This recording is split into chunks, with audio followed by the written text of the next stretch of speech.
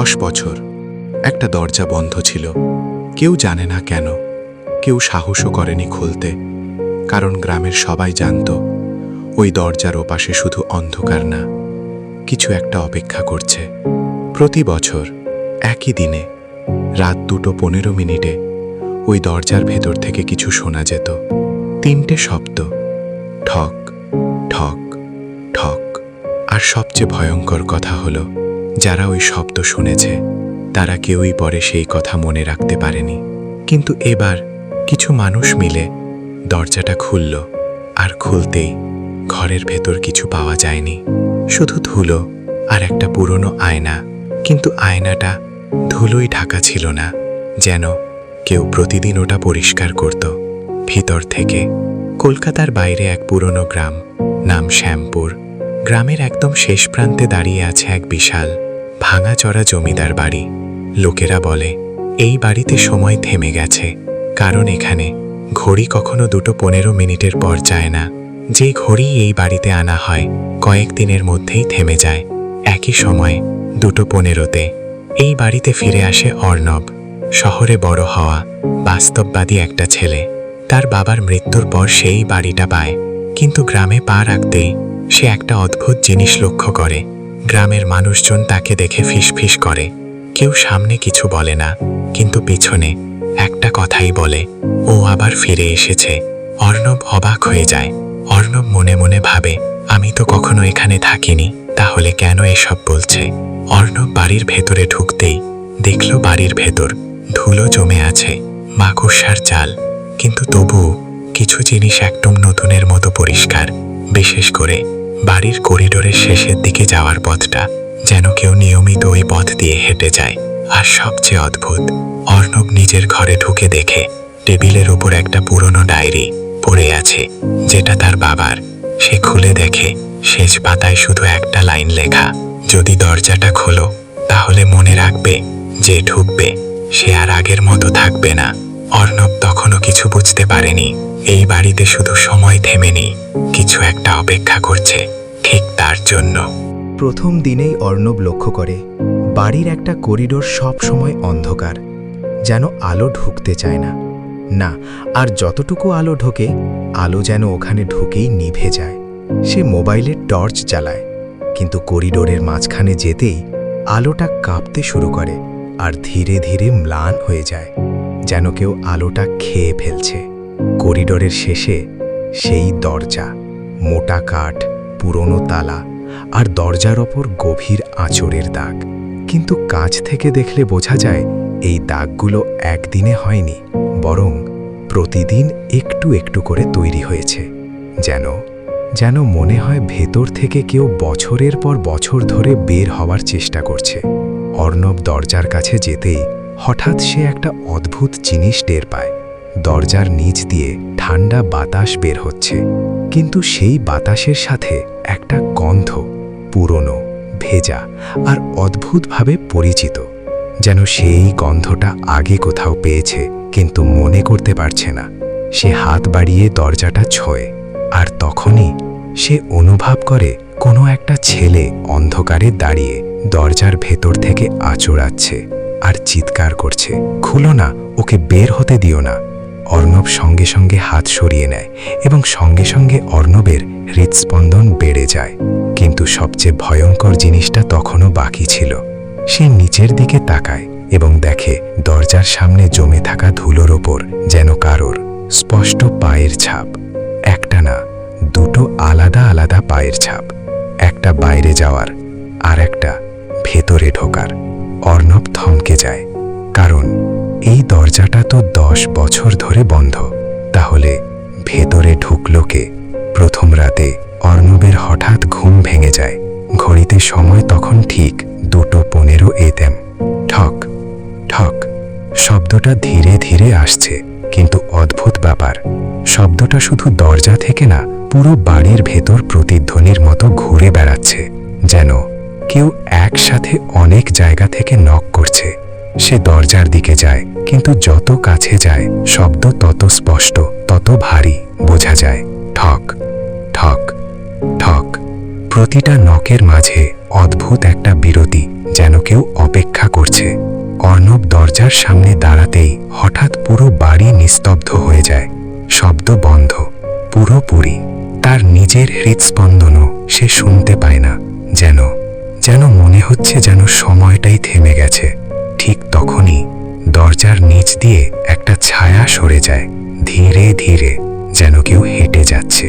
কিন্তু সমস্যা হলো, ওপাশে তো কেউ থাকার কথা না। আর তারপর একটা ফিসফিস আওয়াজ শোনা যায়। অর্ণব জমে যায়, কারণ এই আওয়াজটা তার নিজের মতো শোনাচ্ছে। ঠিক তার নিজের কণ্ঠ, কিন্তু একটু বিকৃত, গভীর, ঠান্ডা। অর্ণব কাঁপা গলায় বলে, কে?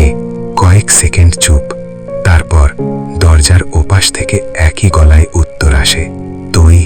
হঠাৎ দরজার তালাটা নিজে থেকেই হালকা নড়ে ওঠে, টিক টিক, যেন কেউ ভেতর থেকে খুলতে চেষ্টা করছে। অর্ণব ভয় পেয়ে পিছিয়ে যায়, কিন্তু তখনই তার পেছন থেকে একটা ঠান্ডা বাতাস লাগে। সে ধীরে ধীরে পিছনে তাকায়, কিন্তু কেউ নেই। তার ঘরের দরজা, যেটা সে বন্ধ করে এসেছিল, এখন খোলা। আর সবচেয়ে ভয়ঙ্কর, আর মনে হচ্ছে তার বিছানায় যেন কেউ বসে আছে, অন্ধকারে, স্থির হয়ে, আর তাকিয়ে আছে সোজা তার দিকে। অর্ণব থমকে যায়, কারণ ও আমার নাম জানে কিভাবে। পরদিন সে নিজেকে বোঝানোর চেষ্টা করে, সবই কল্পনা, স্ট্রেস, ক্লান্তি। কিন্তু তার ফোনে একটা পুরনো ভিডিও পাওয়া যায়, যেটা সে কখনো রেকর্ড করেনি। ভিডিওটা রাত 2:15 রেকর্ড করা, কিন্তু সেই সময় তো সে ঘুমিয়েছিল। ভিডিওতে দেখা যায় সেই করিডোর, অন্ধকার, নিঃশব্দ। ক্যামেরা ধীরে ধীরে এগোচ্ছে, যেন কেউ হাঁটছে। কিন্তু ক্যামেরা যেভাবে নড়ছে, ওটা মানুষের হাঁটার মতো না, বরং মাটির একটু উপরে ভাসছে। ধীরে ধীরে ভিডিওটা দরজার সামনে থামে। দরজাটা নিজে থেকেই কাঁপতে শুরু করে, টিক টিক। আর তারপর দরজার ভেতর থেকে আঁচড়ানোর শব্দ, কিন্তু এবার সেই শব্দের সাথে কারো কান্নাও মিশে আছে। হঠাৎ ভিডিওর শেষে কয়েক সেকেন্ডের জন্য একটা ফ্রেম আসে। অর্ণব পজ করে দেখে, আর সঙ্গে সঙ্গে তার শরীর ঠান্ডা হয়ে যায়।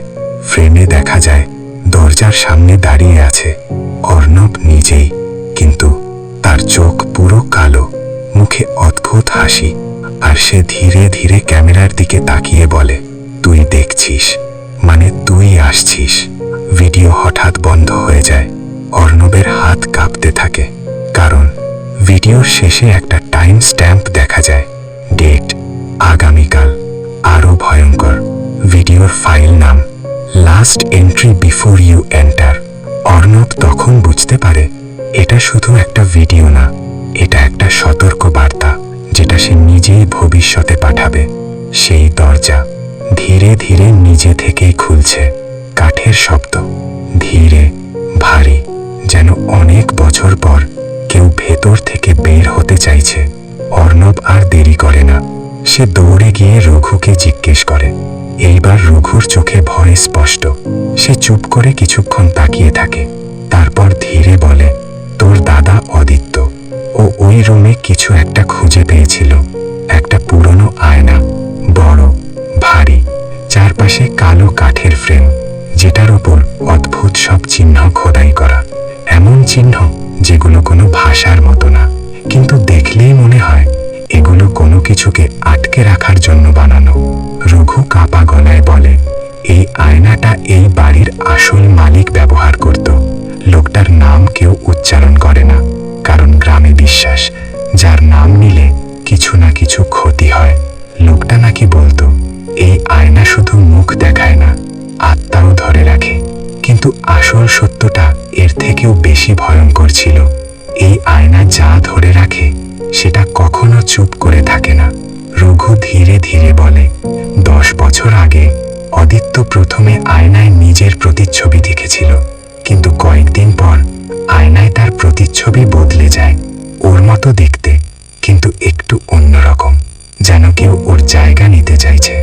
অদিত্য তখন বুঝতে পারে আয়নার ভেতরে কেউ আছে, আর সে ধীরে ধীরে আয়নার ভেতর থেকে বের হওয়ার চেষ্টা করছে। সবচেয়ে ভয়ঙ্কর ঘটনা ঘটেছিল শেষ রাতে। রঘু তখন একটু থেমে যায়, তার গলা শুকিয়ে যায়। সেদিন আমি নিজের চোখে দেখেছিলাম অদিত্য আয়নার সামনে দাঁড়িয়েছিল, কিন্তু আয়নায় অদিত্য ছিল না, বরং আয়নার ভেতর থেকে অন্য কেউ ওর দিকে তাকিয়েছিল আর ধীরে ধীরে হাসছিল। তারপর ঘরের দরজা হঠাৎ বন্ধ হয়ে যায়, আর ভেতর থেকে শুধু একটা চিৎকার, তারপর নিস্তব্ধতা। পরের দিন রুম খোলা হলে অদিত্য নেই, শুধু আয়নাটা আর দেয়ালে লেখা একটা বাক্য, আমি একা না, এখন আমরা দুজন।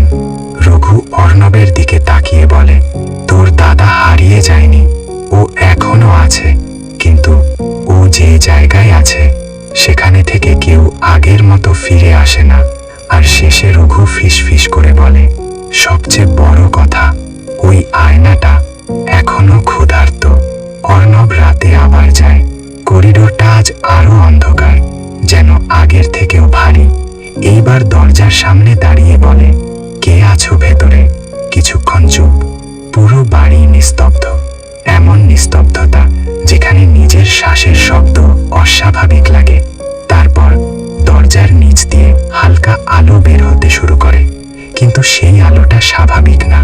আলোটা যেন ভেতর থেকে না, বরং আয়নার দিক থেকে প্রতিফলিত হচ্ছে। অর্ণব ধীরে ধীরে দরজা ঠেলে খোলে। ঘরটা ফাঁকা, ধুলো, ঠান্ডা বাতাস, আর ঠিক সামনে সেই আয়না। অর্ণব কাছে যায় নিজের প্রতিচ্ছবি দেখার জন্য, কিন্তু আয়নায় সে নিজেকে দেখে না, বরং আয়নার ভেতর থেকে অদিত্যের মুখ দেখা যায়, কিন্তু সেটা বিকৃত, ভয়ঙ্কর। চোখ দুটো গভীর, কালো, মুখে অদ্ভুত এক টান টান হাসি। অদিত্য ধীরে বলে, তুই চলে যা, দেরি হয়ে গেছে। অর্ণব কাঁপা গলায় বলে, দাদা তুই কোথায়? কয়েক সেকেন্ড চুপ, তারপর অদিত্যের মুখটা ধীরে ধীরে বদলাতে শুরু করে। এক মুহূর্তে সে স্বাভাবিক, পরের মুহূর্তে মুখটা যেন অন্য কারো হয়ে যাচ্ছে। আর তখন আয়নার ভেতর থেকে দুইটা আলাদা কণ্ঠ শোনা যায়, একটা অদিত্যের আর একটা অজানা কারোর। ওকে বিশ্বাস করিস না, ওইটাই দরজা খুলবে। অর্ণব বুঝতে পারে অদিত্য পুরোপুরি নেই, তার ভেতরে আর একটা কিছু ঢুকে গেছে। হঠাৎ আয়নার ভেতর থেকে অদিত্য হাত বাড়ায়, আর তার হাতটা আয়নার বাইরে বের হয়ে আসে, কিন্তু সেই হাতটা মানুষের মতো না, লম্বা, ঠান্ডা, আঙুলগুলো অস্বাভাবিকভাবে বাঁকা। অদিত্য চিৎকার করে, পালা, এখনই পালা। আর একই সাথে সেই অজানা কণ্ঠ ফিসফিস করে, না, এবার ও থাকুক। হঠাৎ অর্ণবের পিছনের দরজা জোরে বন্ধ হয়ে যায়। থাম। অর্ণব ঘুরে তাকায়, দরজা বন্ধ, তালা নিজে থেকেই লক হয়ে গেছে। সে আবার আয়নার দিকে তাকায়, আর এবার আয়নায় সে নিজের প্রতিচ্ছবি দেখতে পায়, কিন্তু সেই প্রতিচ্ছবি হাসছে আর ধীরে বলে, এবার তোর পালা। অর্ণব ভয় পায় না, বরং দরজা খুলে দেয়। ঘরের ভেতর ঢুকতেই দরজা নিজে থেকেই বন্ধ হয়ে যায়। ধাম।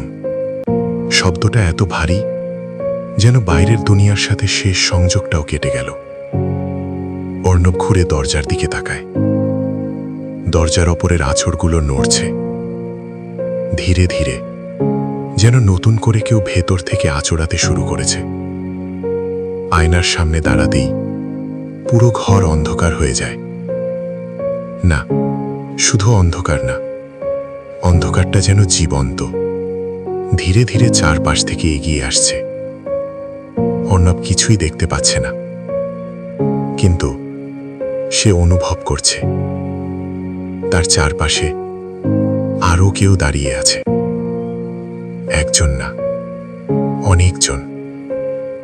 হঠাৎ আয়নার ভেতর হালকা আলো জ্বলে ওঠে, আর সেই আলোয় দেখা যায় অর্ণব একা না, তার পিছনে দাঁড়িয়ে আছে অনেকগুলো ছায়া, স্থির, চোখ ছাড়া কিছুই বোঝা যায় না। একটা একটা করে সেই ছায়াগুলো আয়নার দিকে এগোতে শুরু করে, যেন ওরা নিজেদের জায়গায় ফিরতে চাইছে। অর্ণব হঠাৎ নিজের বুকের কাছে একটা ঠান্ডা চাপ অনুভব করে। সে নিচে তাকায়। তার নিজের হাত ধীরে ধীরে স্বচ্ছ হয়ে যাচ্ছে, আর একই সাথে আয়নার ভেতরে তার আরেকটা রূপ স্পষ্ট হতে শুরু করে, যেটা তার থেকেও বেশি বাস্তব। হঠাৎ তার কানে ফিস ফিস শোনা যায়, একটা না, অনেকগুলো কণ্ঠ একসাথে। জায়গা বদল হচ্ছে, একজন যাবে, একজন আসবে, সব সময় এভাবেই হয়। অর্ণব দৌড়ে দরজার দিকে যায়, কিন্তু দরজাটা আর আগের জায়গায় নেই। পুরো ঘরটাই বদলে গেছে। এখন চারপাশে শুধু আয়না, একটা না, অসংখ্য আয়না, আর প্রতিটাতে ভিন্ন ভিন্ন অর্ণব। কেউ ভয় পাচ্ছে, কেউ হাসছে, কেউ কাঁদছে, কিন্তু একটাই অর্ণব শান্ত, স্থির, আর ধীরে ধীরে সামনে এগিয়ে আসছে। সেই অর্ণব আয়নার ভেতর থেকে হাত বাড়ায় আর বলে, ধন্যবাদ, এতদিন অপেক্ষা করছিলাম। অর্ণব বুঝতে পারে সে এখানে ঢোকেনি, তাকে এখানে ডাকা হয়েছে। আর এখন সে বের হবে না, বরং কেউ একজন বের হবে তার জায়গা নিয়ে। আর আয়নার ভেতর থেকে অনেকগুলো হাত বের হতে থাকে, ধীরে, ঠান্ডা, অস্বাভাবিকভাবে লম্বা। প্রতিটা হাত যেন কাউকে খুঁজছে, ধরার জন্য, টেনে নেওয়ার জন্য। অর্ণব বুঝতে পারে এই আয়না একটা দ্বার, যেখানে যারা ঢোকে তারা আর ফেরে না। উদিত্য তাকে বাঁচাতে চেয়েছিল, তাই রুমটা বন্ধ করে দিয়েছিল, কিন্তু এখন দেরি হয়ে গেছে। হঠাৎ সেই হাতগুলোর মধ্যে একটা হাত আলাদা হয়ে যায়, অন্যগুলোর মতো না, একটু পরিচিত। অর্ণব তাকিয়ে বুঝতে পারে ওটা উদিত্যের হাত। উদিত্য মরিয়া হয়ে বলে, তুই এখনো পারিস, একটা নিয়ম আছে। অর্ণব চিৎকার করে, কি নিয়ম? ঘর কাঁপতে থাকে, আয়নার ভেতর শব্দ বাড়তে থাকে। উদিত্য কষ্ট করে বলে, এই দরজা একবারে শুধু একজনকে ছাড়ে। 1 সেকেন্ড নীরবতা। কেউ যদি বের হয়, তাহলে কাউকে ভেতরে থাকতে হবে। অর্ণব জমে যায়। মানে? উদিত্য চোখ নামিয়ে ফেলে। মানে, আমি তোকে বাঁচাতে পারি, কিন্তু তাহলে আমাকে এখানে চিরকাল থাকতে হবে। অর্ণবের চোখে পানি চলে আসে, কিন্তু তখনই আয়নার ভেতরের অন্য কণ্ঠগুলো একসাথে ফিসফিস করে, না, এইবার নিয়ম বদলাবে, এইবার দুজনই থাকবে, কেউ বের হবে না। হঠাৎ অর্ণবের পায়ের নিচে মাটি নরম হয়ে যায়, যেন সে ধীরে ধীরে ডুবে যাচ্ছে। আর আয়নার ভেতরে তার নিজের আরেকটা রূপ সম্পূর্ণ হয়ে যায়, স্থির, শান্ত। আর সেই অর্ণব আয়নার ভেতর থেকে বাইরে পা রাখে। এইবার আসল অর্ণব আয়নার ভেতরে আটকা পড়ে। শেষ মুহূর্তে সে দেখতে পায় বাইরে দাঁড়িয়ে থাকা অর্ণব ধীরে ধীরে হাসছে আর ঘুরে দরজার দিকে হাঁটছে। দরজা খুলে যায়, সে বের হয়ে যায়, আর যাওয়ার আগে সে একবার পিছনে তাকিয়ে বলে, ধন্যবাদ, তুই না এলে আমি কখনো বের হতে পারতাম না। রুম আবার নিস্তব্ধ। আয়নার ভেতরে এখন দুটো ছায়া, অর্ণব আর উদিত্য। কিন্তু দেয়ালে ধীরে ধীরে একটা নতুন লেখা ফুটে ওঠে, এখন আমরা 3 জন। পরের দিন গ্রামের লোকজন দেখে দরজা আবার বন্ধ, সবকিছু আগের মতো। করিডোর অন্ধকার, ঘড়ি থেমে আছে 2:15, যেন গত রাতে কিছুই ঘটেনি। কিন্তু দরজার নিচে জমে থাকা ধুলোর ওপর নতুন কিছু দাগ, তাজা, যেন কেউ ভেতর থেকে হাঁটছে, এদিক ওদিক, অপেক্ষা করছে। হঠাৎ ভিতর থেকে 3টে আওয়াজ, আমাকে বের কর, আমাদের বের কর, আর কাউকে ঢুকতে দিও। গ্রামের মানুষ ভয় পেয়ে যায়, কারণ 3টে আওয়াজ 3 রকম। একটা অর্ণবের মতো, একটা উদিত্যের মতো, আর তৃতীয়টা কাউকে চেনা যায় না। হঠাৎ দরজার কাঠে ভেতর থেকে নতুন করে আঁচড় পড়তে শুরু করে, ধীরে ধীরে, যেন কেউ লিখছে। কয়েক মিনিট পরে লোকেরা দেখে দরজার উপর নতুন একটা বাক্য ফুটে উঠেছে, সময় শেষ হয়নি, দরজা আবার খুলবে। সবাই ভয় পেয়ে সরে যায়, কেউ আর ওই বাড়ির দিকে তাকায় না। কিন্তু সেই রাতেই গ্রামের এক নতুন লোক, যে কিছুই জানে না, সে ওই বাড়ির সামনে এসে দাঁড়ায়। তার হাতে একটা ফোন। সে ভিডিও করতে করতে বলে, শুনেছি এখানে কিছু অদ্ভুত আছে। ঠিক তখন করিডোরের অন্ধকারের ভেতর ধীরে ধীরে একটা ছায়া নড়ে ওঠে, আর ভিডিওর শেষে কয়েক সেকেন্ডের জন্য দেখা যায় দরজাটা একটু ফাঁক হয়ে গেছে। স্ক্রিন ব্ল্যাক, শেষে শুধু একটা লেখা, যদি তুমি এটা দেখো তাহলে হয়তো তুমি পরের জন।